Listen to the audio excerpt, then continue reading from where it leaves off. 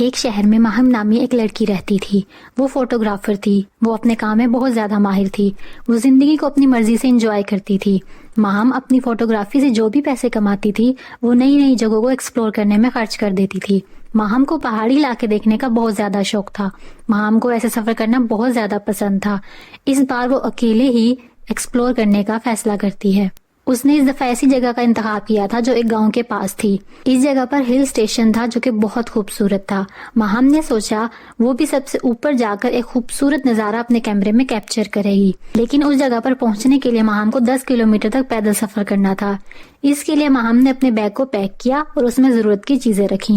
ماہم نے پیدل سفر کرنا شروع کر دیا۔ اس راستے پر اور بھی لوگ سفر کر رہے تھے۔ ماہم اوپر پہاڑ پر پہنچنے کے لیے اور حسین مناظر کو دیکھنے کے لیے بہت زیادہ پرجوش تھی۔ وہ جیسے ہی اوپر کی طرف سفر کر رہی تھی، اچانک اسے ایک کچا سا راستہ نظر آیا۔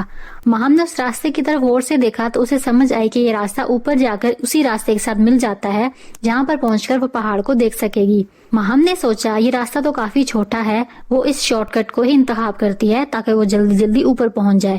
اگر وہ جلدی اوپر پہنچ جاتی ہے تو پکچرز لینے کے لیے اس کے پاس کافی زیادہ ٹائم ہوگا۔ ماہم نے اس کچے راستے پر چلنا شروع کر دیا۔ ماہم کو چلتے چلتے کچے راستے پر تقریباً 2 گھنٹے گزر جاتے ہیں۔ وہ سوچنے لگتی ہے یہ راستہ تو ختم ہی نہیں ہو رہا، یہ راستہ اس پہلے والے راستے کے ساتھ بھی نہیں مل رہا۔ وہ پریشان ہونے لگتی ہے کیونکہ وہ اب ایک جنگل میں جا چکی تھی۔ ہر طرف گھنے درخت ہی درخت دکھائی دے رہے تھے۔ ماہم نے سوچا وہ اسی راستے سے واپس چلی جاتی ہے۔ وہ جیسے ہی مڑ کر پیچھے کی طرف دیکھتی ہے تب اسے ایک اور راستہ دکھائی دے رہا ہوتا ہے۔ اسے واپس جانے کا راستہ بھی سمجھ نہیں آتا۔ وہ اس گھنے جنگل میں پھنس چکی تھی۔ وہ کافی گھبرا رہی تھی۔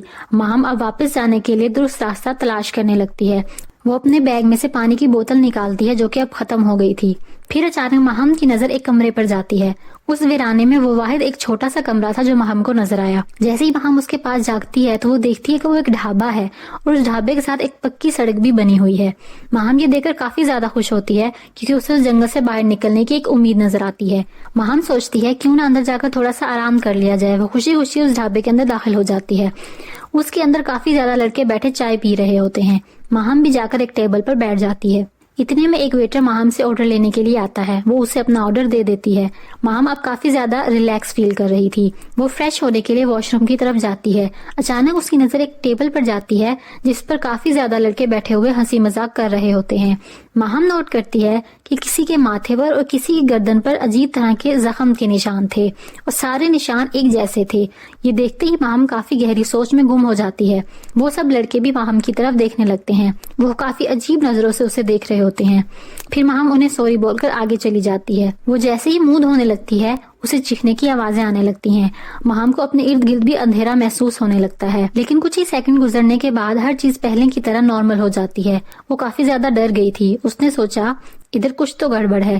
پھر وہ سوچتی ہے میں یہاں سے چائے پی کر فوراً نکل جاتی ہوں۔ وہ اپنے ٹیبل پر بیٹھ کر چائے کا انتظار کرنے لگتی ہے۔ پھر اچانک وہاں موجود سارے لوگ ماہم کو غور سے دیکھنے لگتے ہیں۔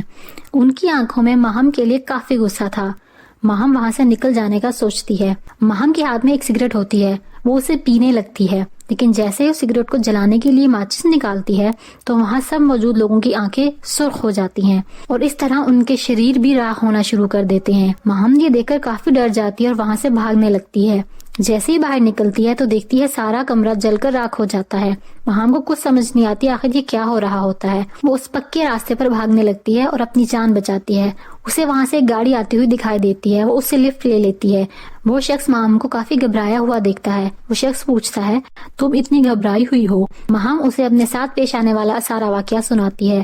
وہ شخص ماہم کو بتاتا ہے کہ وہاں پر انسان نہیں رہتے، وہاں پر کافی سالوں سے بھوتوں کا سایہ ہے، وہ تمہاری سگریٹ جلانے سے راکھ ہو گئے۔